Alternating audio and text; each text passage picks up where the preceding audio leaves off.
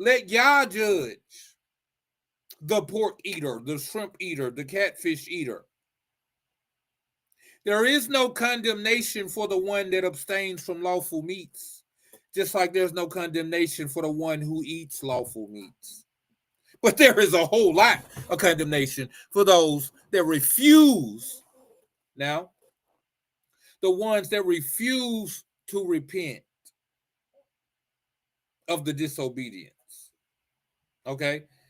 Now, I ate pork at a time. I most definitely did.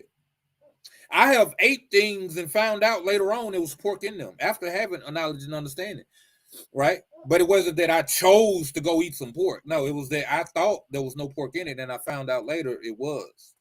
That happens to a lot of us. But there's a difference between not knowing and knowing. So, continuing on.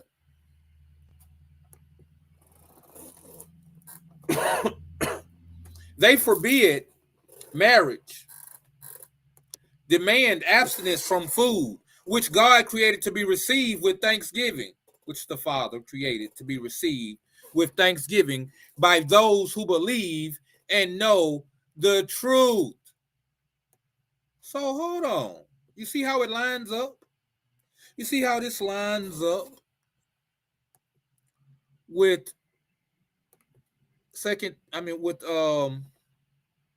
Romans? See how it lines up with the Romans, man.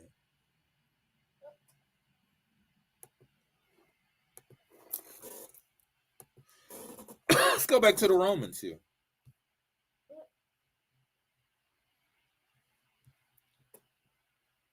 Some believe in eating anything while the weak eat only vegetables.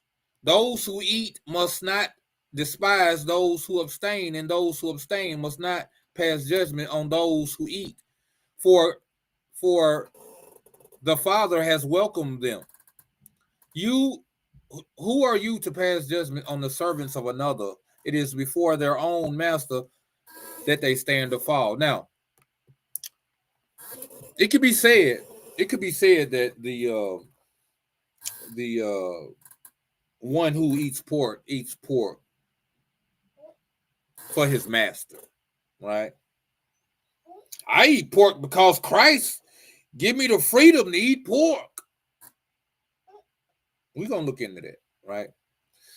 Let's get one thing understood and two things for certain. Okay. This book is about Israelite people and their creator or their quote unquote God, and the history of their nation and the interactions with their quote unquote God throughout the generations of their nation. Now, they have involved and befriended other nations, and they've also warred and dominated and killed others. Let's get that understood. Israelite book. Hebrew, as my brother say, Hebrewic. You know what I'm talking about? Hebrewic book. Hebrewic ways, customs, and traditions. This is their book. Okay? If you don't think you won, then you would be what's called a sojourner, meaning you are one that wants to come amongst their congregation and be as one of them. You want to be as the homeborn. Okay? That's perfectly fine. There's nothing wrong with that. But if you want to be that, then you have to abide by certain rules. Every house has rules. And you best believe the house of Israel has quite a few.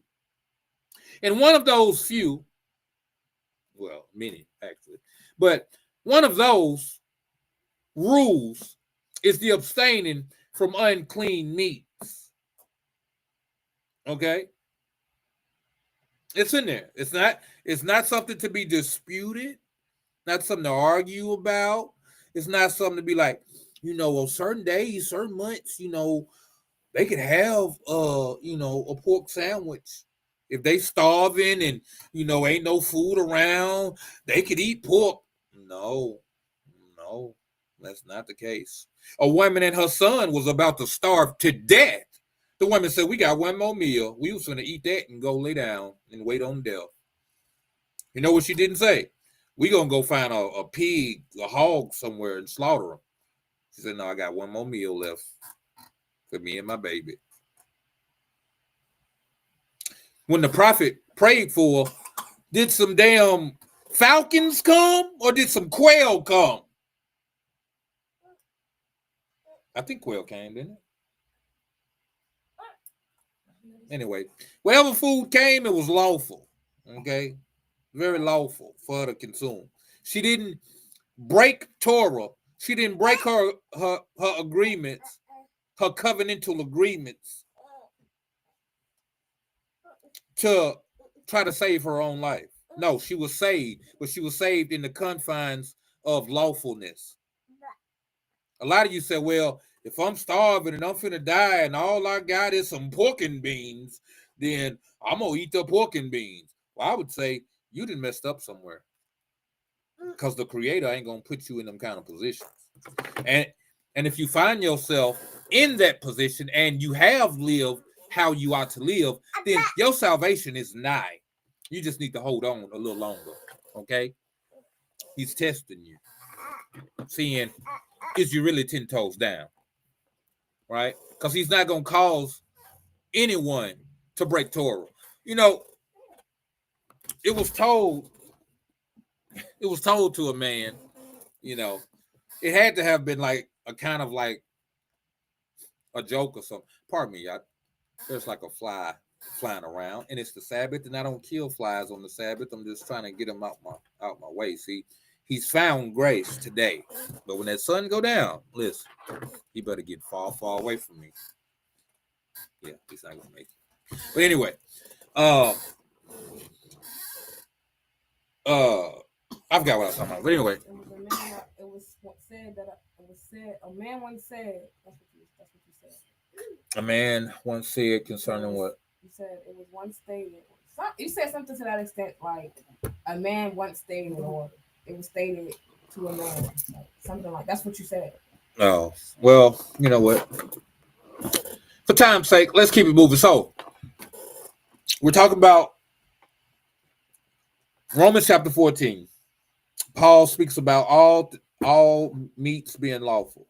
The context to that is that you had people forbidding even lawful meats, not forbidding all meats. Well, they did forbid all meats, but specifically forbidding lawful meats.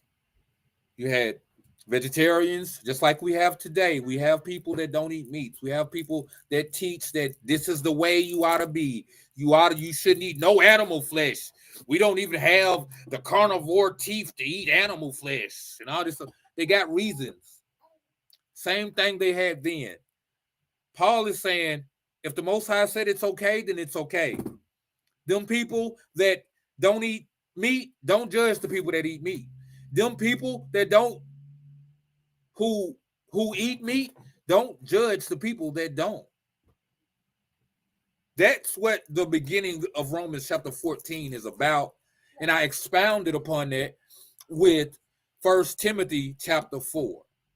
So now we're going to take it because it's this mindset of, you know, it's okay now under Christ. Christ hung everything. So I want you to understand that. Please get him. I want you to understand that these Gentiles knew the law.